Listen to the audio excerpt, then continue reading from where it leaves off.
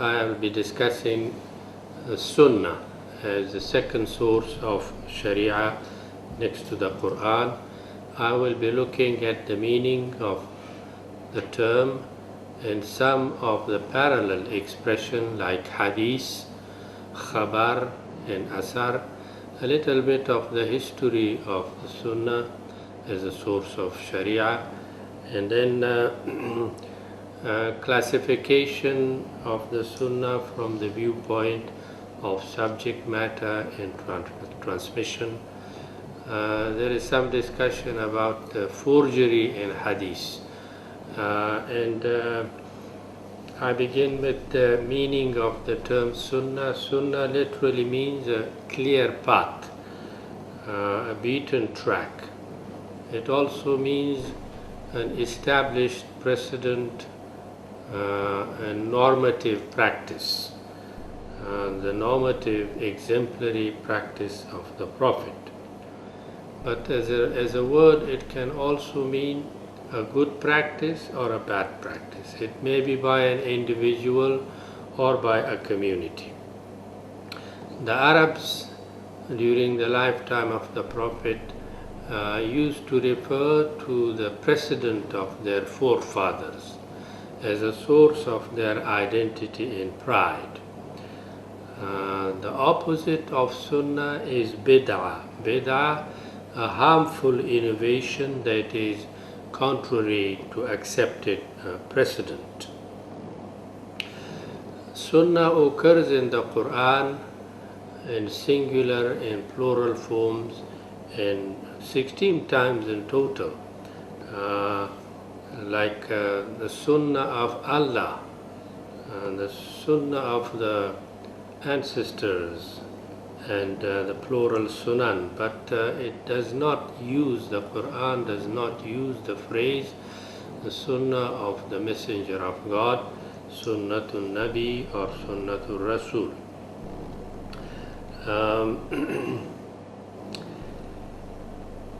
There is a little difference between the ulama of hadith, ulama of usul and ulama of fiqh about the meaning of sunnah. To the ulama of usul al-fiqh, sunnah means a source of the sharia next to the Quran.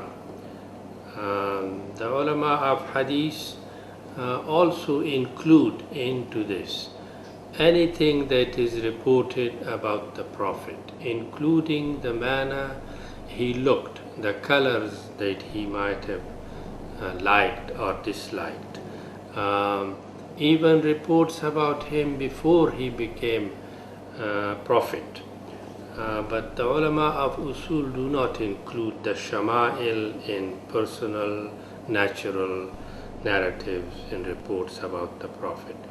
The ulama of fiqh place the sunnah under the category of mandub, something good, recommendable, one of the 5 values of Sharia. In the Quran, references to Sunnah and to the Prophet himself occur. The Quran refers to the Prophet as one who has excellent character. In 7 places, the Quran uses the word kitab and hikmah side by side. وَيُعَلِّمُهُمُ الْكِتَابَ وَالْحِكْمَةَ. And the Prophet teaches the people the book and the wisdom, hikmah. And the ulama have asked, the book is of course the Quran, but what is hikmah? And Imam Shafi answers that hikmah here is a reference to sunnah, but this is not quite accurate, as we will see.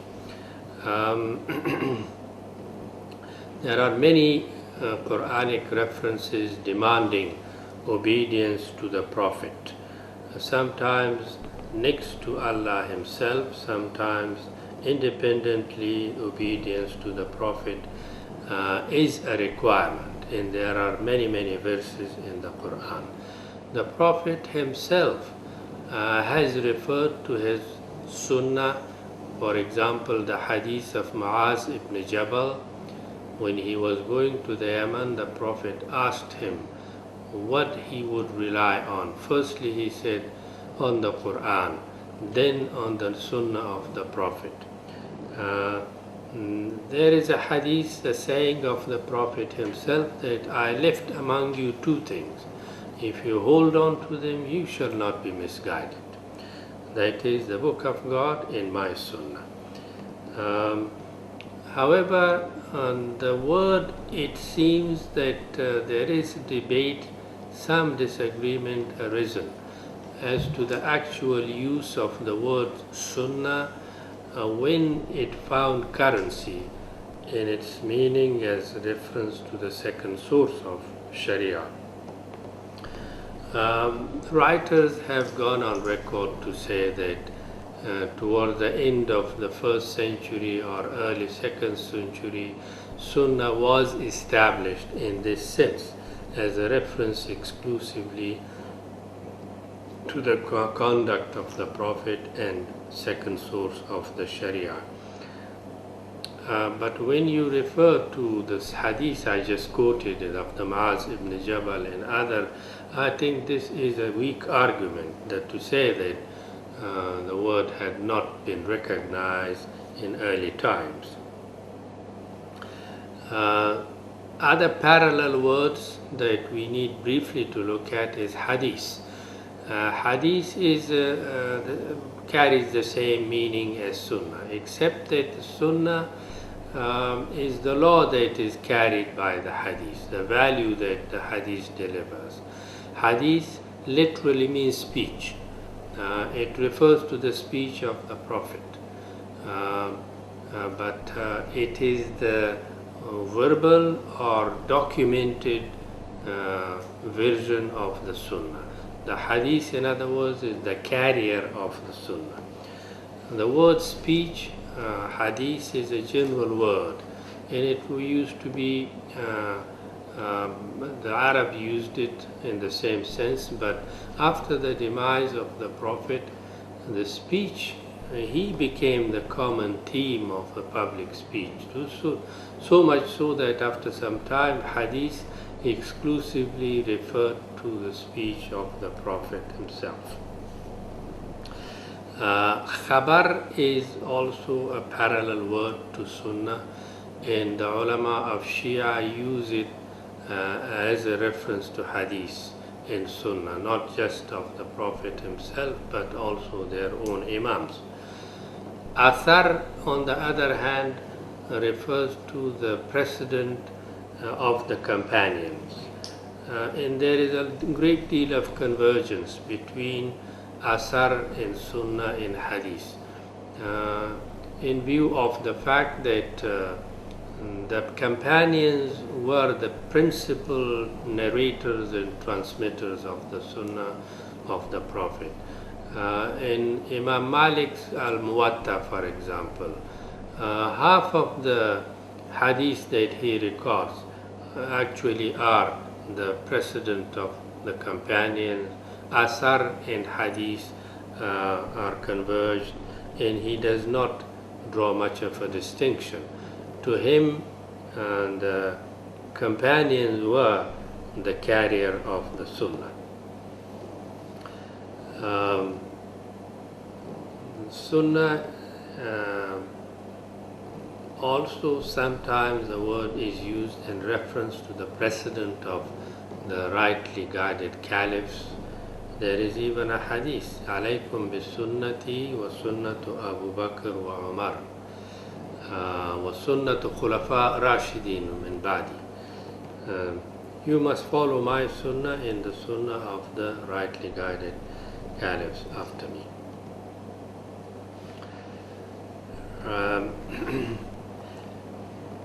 In early times, there was this convergence and confluence between these different phenomena: the living practice and tradition of the community, the precedent of the companions, the Sunnah of the Prophet.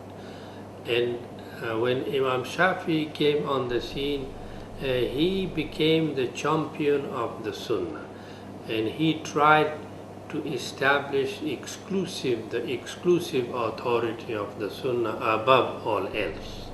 Imam Malik accepted Athar, for example, as part of the Sunnah, but Al-Shafi'i disagreed, said that the Sunnah of the Prophet is unique and the authority of that Sunnah is above all other variations in meanings that were attached to Sunnah.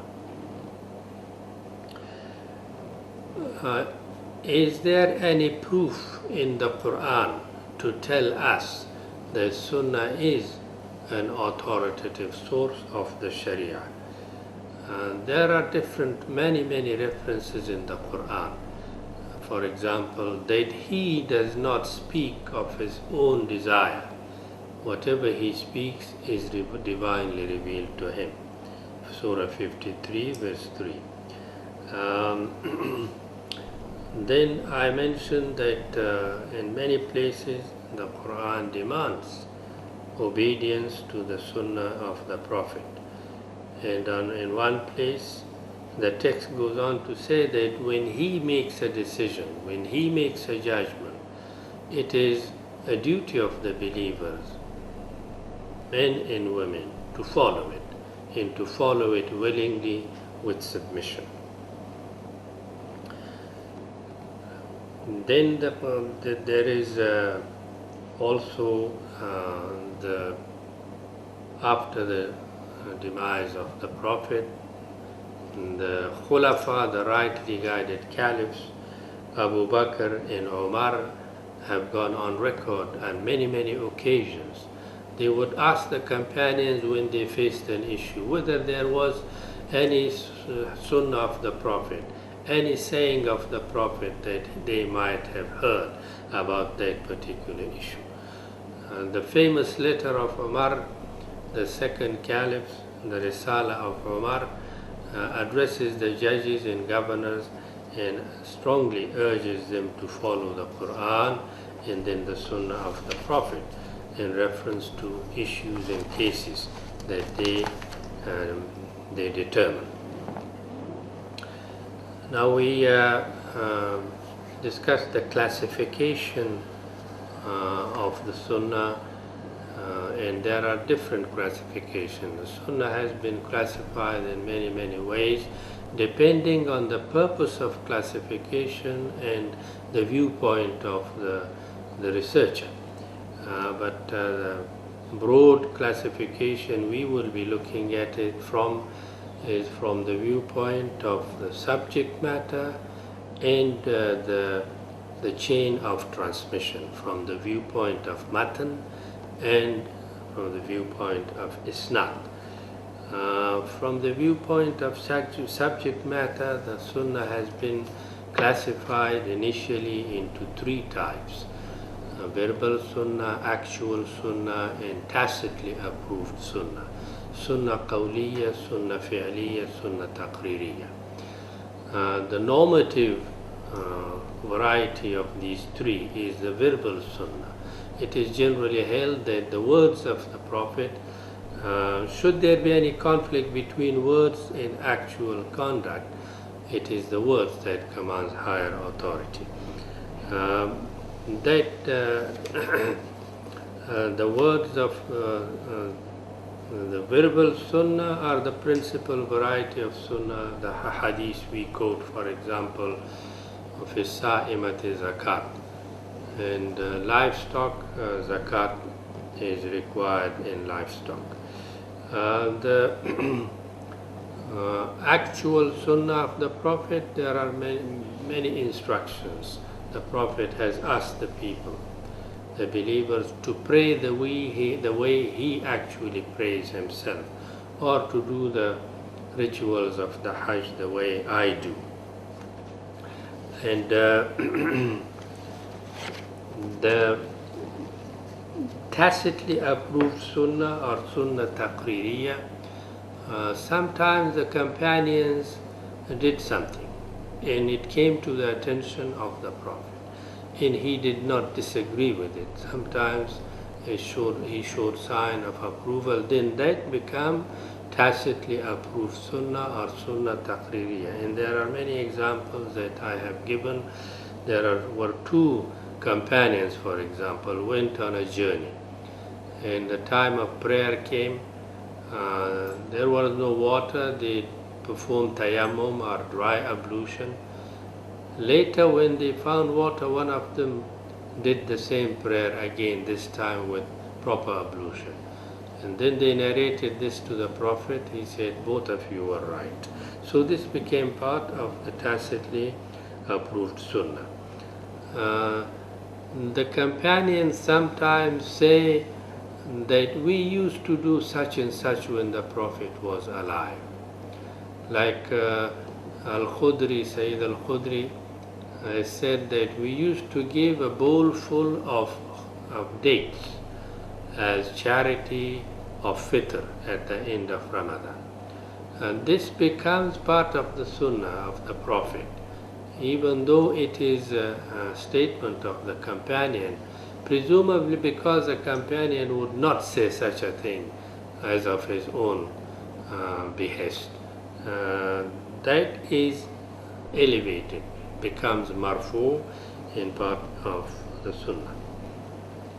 Again, from the viewpoint of subject matter, the sunnah is divided into legal sunnah and non-legal sunnah, tashri'iyya and ghair tashri'iyya. The principal task and mission of the Prophet was to establish, to interpret the Quran and establish the rules of Sharia. Therefore, this is the legal sunnah that is the principal variety of sunnah we are looking at. But the Prophet as human being, he did many things as his natural activity, the colors he wore, like the manner he spoke with people, the social encounter, and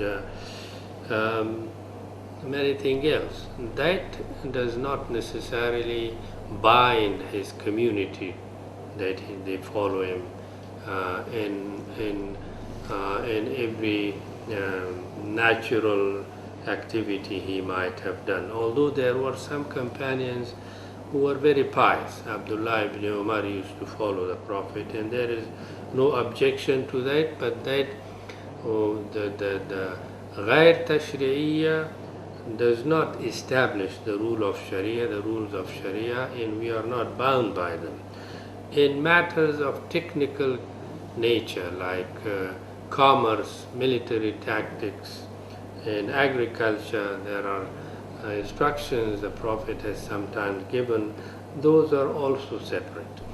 And the Prophet, as a Prophet himself, sometimes the Quran addresses him individually and makes exception for him. For example, polygamy for his ummah, for his community, is limited at 4, but it did not apply to him. There are others that he performed connected fasting, running from one day to the next. That is his personal excellence. We are not required to follow that. There are examples of that kind. These are non-legal sunnah. Certain activities that the Prophet did fall between these two categories, legal and non-legal. For example, he performed the Hajj riding on a camel. Is it a requirement then for us? No, this is not a requirement. Certain things he did, for example, he grew a beard at a certain length. Are we required to do the same? Some ulama, the Hanafi, say it is part of the customary practice at that time. The Shafi think that this is also part of the Sunnah and it is good to follow that, it is mandub. But the division is made that certain instructions that fall in the category of non-legal Sunnah are separate from those that establish the rules of Sharia.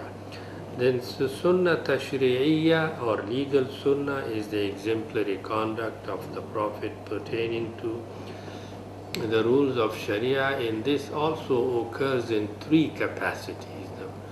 When the Prophet acts in his principal capacity as the messenger of God, or when the Prophet acts in his capacity as head of state, or at times when he has acted as a judge in a particular dispute, then the question arises, what are we supposed to do with these different categories of legal sunnah?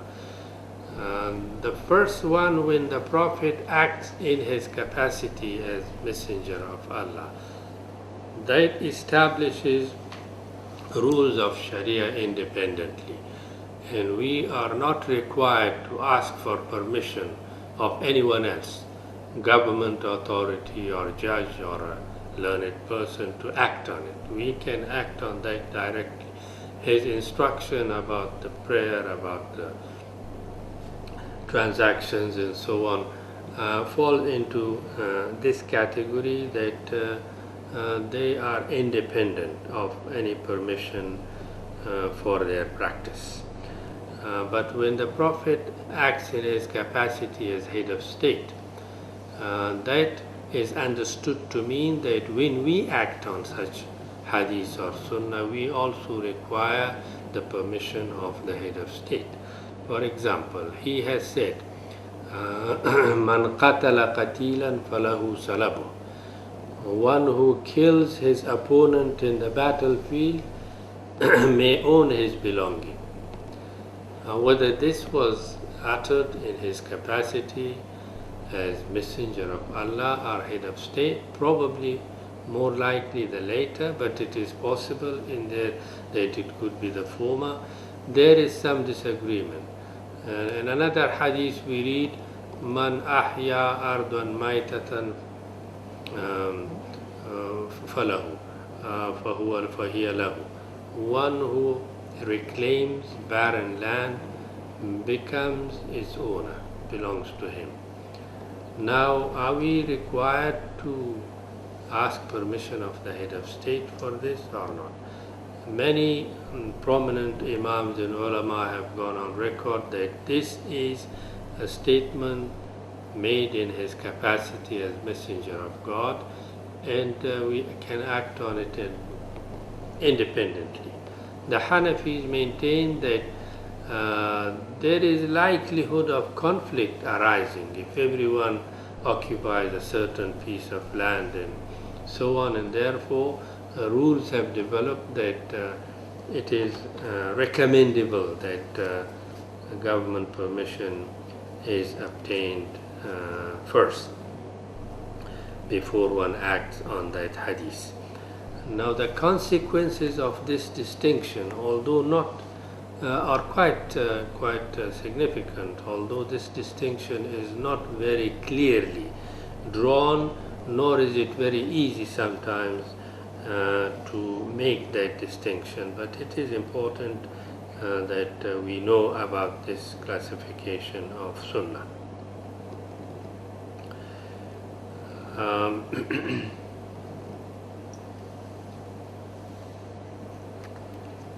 There are occasions when the Prophet has acted as in his capacity as a judge in a particular dispute, in which case there are two aspects to a decision. One is the procedural part, the other is the actual ruling. The actual ruling becomes part of the Sharia, but the procedure is not necessarily a part of that. There was an occasion the wife, Hind, the wife of Abu Sufyan, came to the Prophet and complained that his wife did not provide enough for her and his child. The Prophet instructed her to take from the property of your husband what may be sufficient. This is the ruling. The ruling part becomes part of the Sharia, but how the evidential part and so on, that may not be part of the obligatory part of the Sharia. There are certain aspects of Sunnah relating to customary matters of Arab society, like quantitative quorums for zakat, like the quantities of jizya, like certain things were sold by measurement in weight. Later the custom changed. These are changeable, and here we do have the flexibility that we accept the changeable character of people's practice into the fabric of the Sunnah, as I have explained in my writings, the chapter on the Sunnah. In some legal Sunnah, by the look of the Hadith, when we look at, looks like Sunnah Tashri'iyya, but it is circumstantial. Like we read in a Hadith that when you urinate, do not face the Qibla, the Kaaba. Do not face the Kaaba, but face the east or the west. Now geographically Medina was in a certain location, but if you follow the Hadith in Morocco or North Africa, you would be doing the opposite of what it means. Therefore, we ought to read some of the Hadith that we encounter into a proper context and not to be too literal about the meaning we draw from them. Now, some discussion has arisen as to the distinction of the Quran and Sunnah. One level of distinction is, of course, that the Quran was documented, all of it, as and when it was revealed. The Sunnah was not documented. In fact, the Prophet has gone on record to ask his companions not to write down everything that he says. And this was in due regard for the Quran, that only the Quran was to be written down, but not his own Sunnah and Hadith. But the companions during his lifetime, they did write some of the Hadith, and some have gone on record. Like Amr ibn As said that I used to write whatever I heard from the Prophet, and this is kept, and this is known as Sahifa Sadiqa, the true correct collection of the Hadith. There are other names, Abdullah ibn Mas'ud, Ibn Abi Shah, and Sa'd ibn Ubadah. They have also written the Hadith of the Prophet. It seems that the Prophet instructed the companions not to write from him in the early stages, when the concern was mainly with the documentation of the Quran.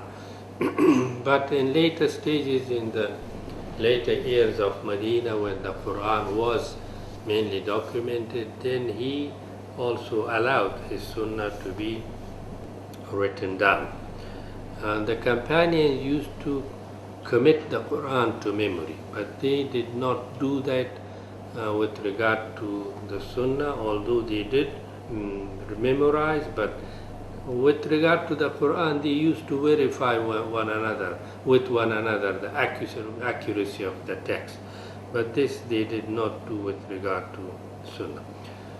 And then, of course, the Quran is the first source of the Sharia. It is all received through continuous testimony or tawatur, whereas the large bulk of Hadith is being received through the report of odd individuals, and in the form of Ahad Hadith, as I will be later discussing in some further detail. The Mutawatir Hadith, that is conclusively of proven authenticity, is very few, no more than 10 hadiths altogether. And it is because of this, in respect of the weaknesses that exist in the transmission of Ahad Hadith, that disagreements have arisen over the meaning of Hadith and the authenticity, etc., etc. It is conclusively accepted that the Quran is the first source of the Sharia, and the Sunnah is explanatory and complementary to the Quran. And that is also the guideline for mujtahid, to take first recourse to the Quran, then to the Sunnah. Another distinction is, of course, that all of the Quran is wahya zahir, manifest revelation, as opposed to the Sunnah, which is wahya batin, inspiration or ilham. The words, in other words, belong to the Prophet initially, but the narrator have delivered and transmitted much of the Sunnah of the Prophet in their own words. Should there be any instances of conflict between one hadith and another hadith, then the principal attempt that the ulama have made is to reconcile them. But disagreements and conflict might have remained due to differences in the authenticity of the narration of hadith. Despite the distinction that we have clearly made, and there is not much of a dispute over it, some prominent scholars, one Amr al-Awza'i, an Imam, Abu Amr al-Awza'i, a Syrian prominent Imam, gone on record to say, As-Sunnah qadiyatun ala al-kitab, that the Sunnah is the arbiter of the Quran. This has given rise to some disagreement. But the reason for that is that the Sunnah depends more on the Quran than the other way around. The Sunnah reiterates the Quran, and the Sunnah explains what may be mujmal or unclear in the Quran, and sometimes the Sunnah qualifies what is absolute and specifies what is general in the Quran. But the Sunnah also contains legislation that does not exist in the Quran. Here we have some disagreement. On the one hand, the greater dependency of the Quran on the Sunnah. The other, that the Sunnah also comes up with independent legislation. And that is the reason why Al-Awza'i went on record that the Sunnah is the arbiter of the Quran. But this actually irritated Imam Ahmad ibn Hanbal. He said, how impudent to say this. The Sunnah is an explanation and supplement to the Quran, full stop. The Quran is the first source of the Sharia. The Quran is the arbiter of the Sunnah, not the other way around. But the function of the Sunnah with reference to the Quran is explained in the Quran itself. لِتُبَيِّنَ لِلنَّاسِ مَا نُزِّلَ إِلَيْهِمْ. This was the mission of the Prophet, to explain to the people what has been revealed to them in the Quran.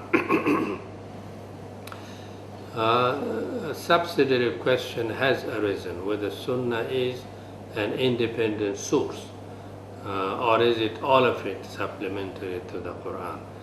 The answer to that is that it is both, and this is what Al-Shatibi has gone on record to say.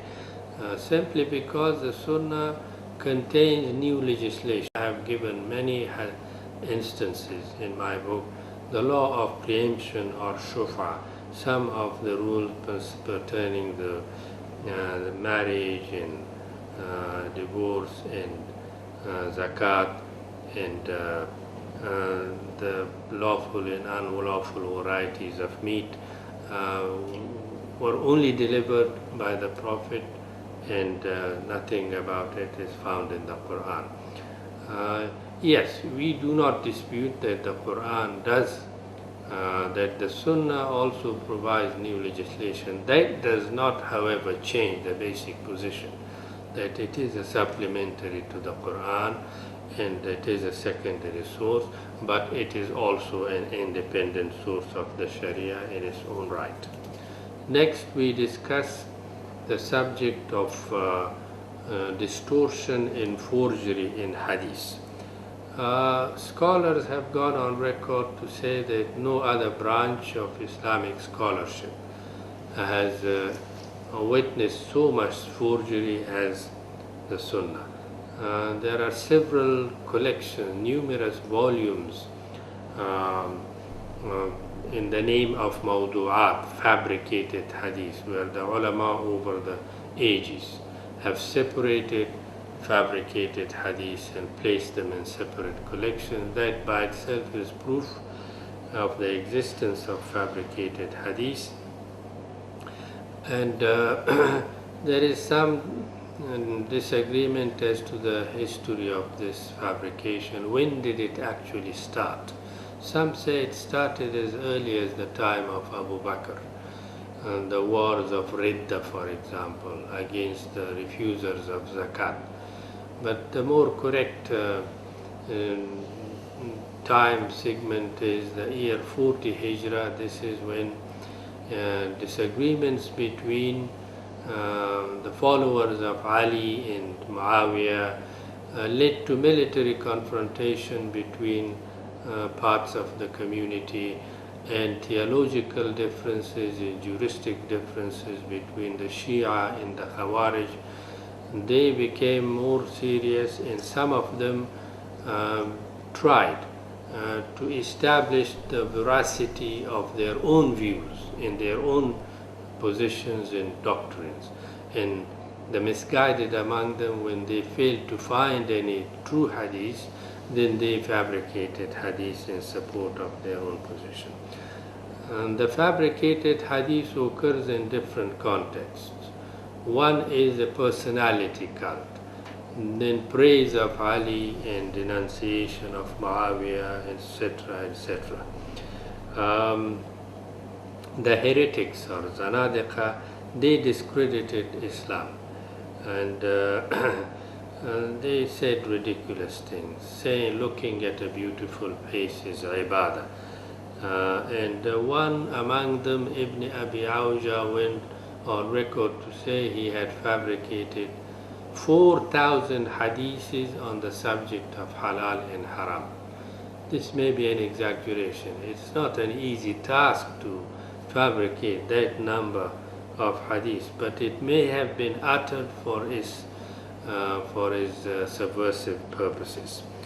Then the next context, the fabrication occurs in racial, linguistic, and tribal context. Some tribes praise others, and the Persians praise their own language, the Arabs praise their own language. Another context that forgery has occurred is by the pious storytellers and preachers. Sometimes they want to arouse the emotions of their audience, and they utter things that make exaggeration that are untrue. I have given example. They go on record to say exaggerated things about a very simple act. And there's exaggeration and reward and punishment for someone who reads a particular verse of the Quran, that there are rewards or severe punishment. Those are also the kind of things that found in fabricated hadith. Then we see that juristic and theological differences. Some have hadith that you raise your hands when you move to the ruku. Others say that no, you don't.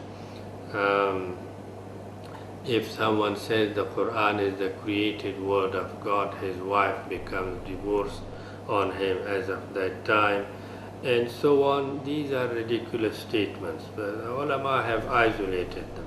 Others have made flatteries about rulers and governors and so on. But scholars have gone on record to also identify the signs of forgery. And the signs of forgery have been classified into several types, 4, 5, 6 types. One, when there is a weakness in the reputation of the transmitter of hadith. There is a branch of the science of hadith, Asma'ur Rijal. In narrators of hadith, their biography, their character have been all documented, and some of them we know that these people were not reliable. The conditions of accepting a report of hadith from someone is that he has met directly his immediate source that received it from him. And scholars check those, the accuracy, by reference to the locality they met, the date the encounter took place, the dates of birth, and so on. The second,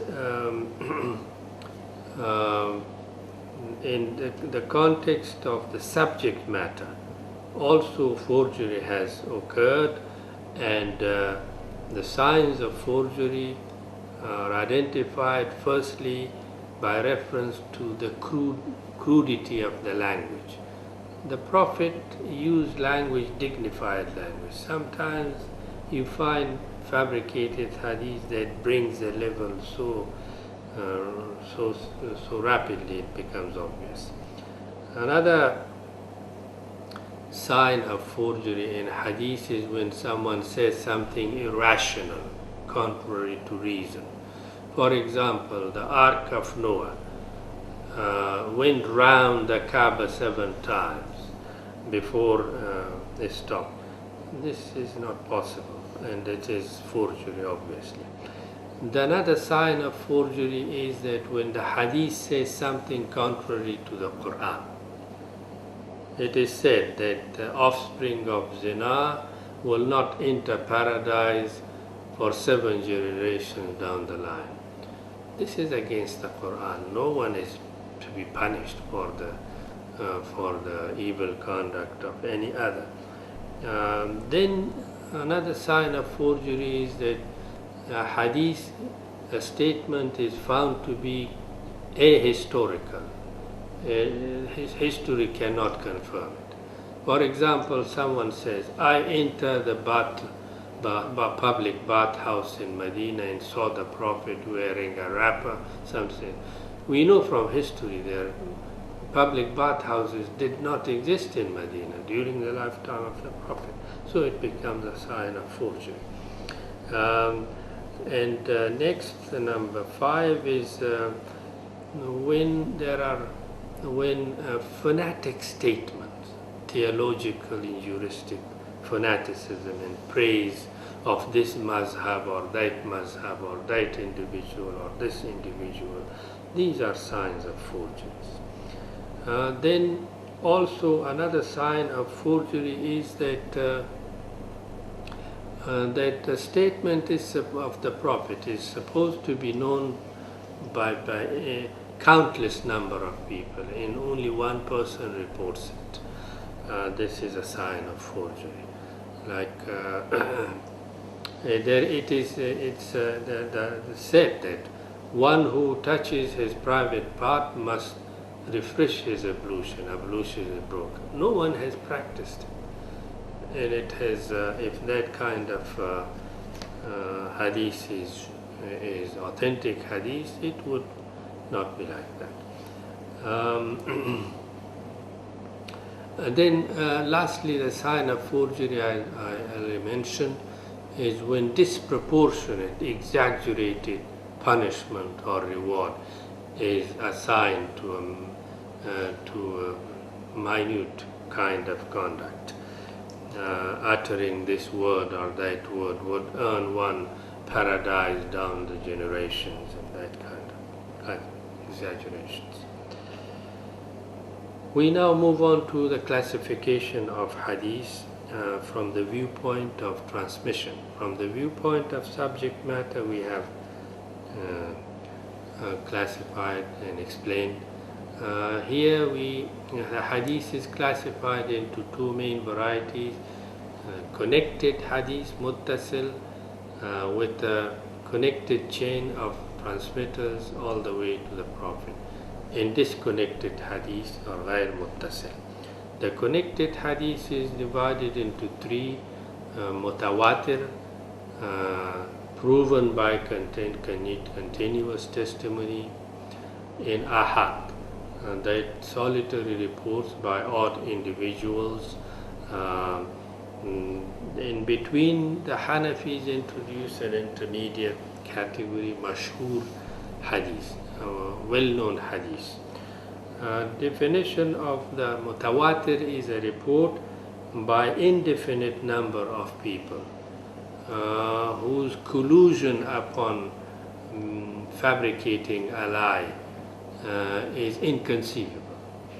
A mutawatir hadith, the people live in different places in large in numbers. It is not possible to fabricate that kind of hadith.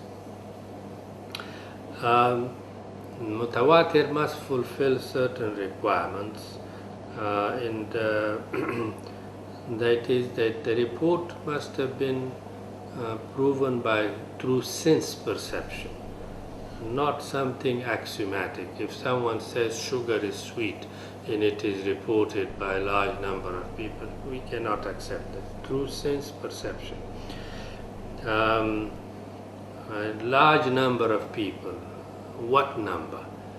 Some says 20, some says 70 people, some says more or less. But Al-Ghazali says that the number of reporters is important, of course, but sometimes even a limited number, 4 or 5, is sufficient to establish mutawatir if there is supportive evidence, circumstantial evidence supported.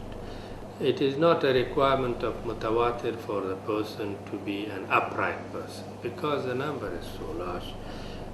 Even a non-Muslim, a child, a woman can be a narrator of a mutawatir, and for that there is no bias in reporting. If that large number all belong to one particular mazhab, that will not be accepted. When these requirements are fulfilled, then mutawatir becomes, it can establish positive knowledge. Most people know their forefathers through tawatur, continuous testimony, even though they have not met them. I say Abu Bakr was first Khalifa, Umar was second Khalifa. Well, I have not met any of these, but I know through continuous testimony that this is proven. Then mutawatir is of two types. Mutawatir in words, or the Prophet is quoted word for word, and this is very small, this kind of hadith in number. Mutawatir, conceptual mutawatir or mutawatir bil ma'na is quite frequent. Like everything the Prophet has said concerning the Quran, when he explains the Quran, concerning the 5 pillars, many people have said similar things. It becomes mutawatir in different words, but the meaning is the same. And then we have a mashhur hadith that by the Hanafis, basically it is a hadith that 1, 2 or 3 people have reported from the Prophet, but then it becomes very well known in the second generation or the first generation. It is a condition that it becomes very well known in the first generation according to the majority. And the Hanafis say even in the second generation of the successors of Tabi'un. Otherwise, we know that all hadith became very well known. The difference is that mashhur, like the mutawatir, can establish positive knowledge and can establish a hukum of sharia, whereas the third variety that we now that we now explain the ahad hadith or solitary hadith is report of one or two odd individuals from the Prophet. The Al-Shafi has referred to it as Khabar al-Khassa, others as Khabar al-Wahid, and because it is the transmitter is small in number, one person or two, it does not establish positive knowledge. There is an element of doubt. Although this is there is a difference of opinion. Imam Ahmad ibn Hanbal says that it does establish positive knowledge. Al-Shafi also says, provided that we establish the authenticity of the isnad in the uprightness of the narrator of hadith. The Zahiris went on record to say that it is only natural to say that the ahad hadith does establish positive knowledge. It would be unnatural for the Prophet, when he wanted to say something, to gather the people of Medina and only then speak. He has spoken in all capacities, sometimes in front of one person or sometimes many people. This is the Jumhur position. The Jumhur position is that when the narrator is reliable, we accept ahad hadith as a basis of hukum of Sharia.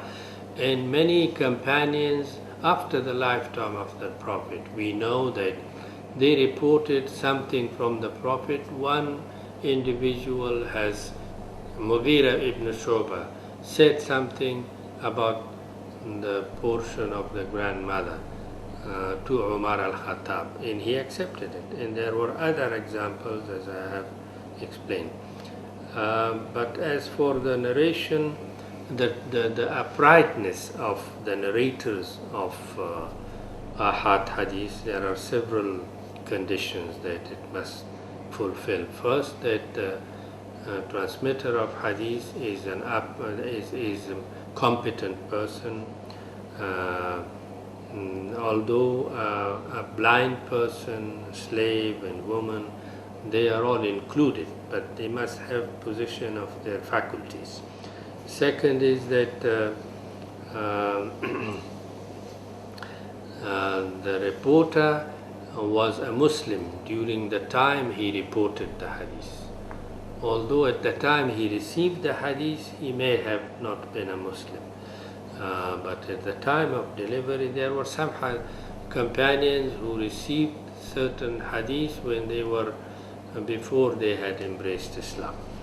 So that is, then that the transmitter, the reporter, has not known to have committed major sins or persisted in minor sins. And the upright, this is an upright person. But who is an adil, an upright? There are differences of opinion as to what actually establishes the adala. What does it consist of? And there is some detail that the adala, some say the reputation of a person is sufficient. Others say different things. And the tazkiyah, the procedure of tazkiyah, that is the confirmation of the character of one person by true witnesses. That is another way of establishing the uprightness. The uprightness of a person cannot be taken for granted. It must be proven affirmatively, whether it is by report of other people or through reputation, or when someone learned has spoken well of the reliability of another person. And four, that the reporter has a retentive memory. Retentive memory, when he receives something, he listens to it properly, he makes every effort to retain it, and then he delivers it the way he received it. And five, that he is not known to have tampered in the words of hadith. And number 6, the sixth condition is that the reporter has received the report directly from his source, not through the report of other individuals. And there are certain expressions that are stronger in terms of the delivery of its message. If someone says, I heard the Prophet, Sami'tu, this is stronger than saying the Prophet said such and such. There are these different terminologies the fuqaha, the ulama have established. And the Hanafis also impose this condition that the reporter has not acted against his own report. And someone delivers a message, if he is known to have acted contrary to what he has reported, then that is a sign of weakness of that report. There are one or two other conditions the Hanafis impose, that it is not something that a large number of people should have known about, and only one person has reported. Again, the Hanafis say if the reporter is not a faqih, then his report must be in conformity with the normal rules. When these conditions are fulfilled, then the Ahad Hadith does establish the rules in ahkam of the Sharia. Imam Shafi has proposed 4 conditions. The reporter is honest and truthful. Second, that he has known the message of the hadith. Third, he has a good memory. And fourth, that he has it is not contrary to the other bulk of other hadiths.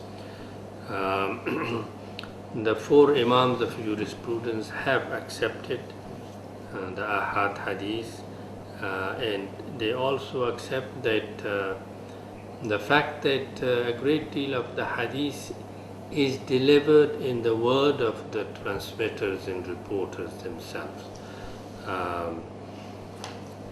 Then there is the disconnected or غير متصل hadith. غير متصل hadith is the one variety is mursal. There are several varieties of disconnected hadith, and the difference is whether the link where the connection broke is in the first generation, the companions, and that is mursal, or in the second generation, or down the line. And according to this, the ulama have classified the hadith in several varieties. Al-Shafi accepts mursal if it is supported by other mursal, or when the ulama have generally agreed to it, and or the companions have acted accordingly, and the reputation of the narrator is not in doubt. And lastly, a classification of hadith I'll briefly mention before I conclude is in 3 classes of Sahih, Hasan, Da'if.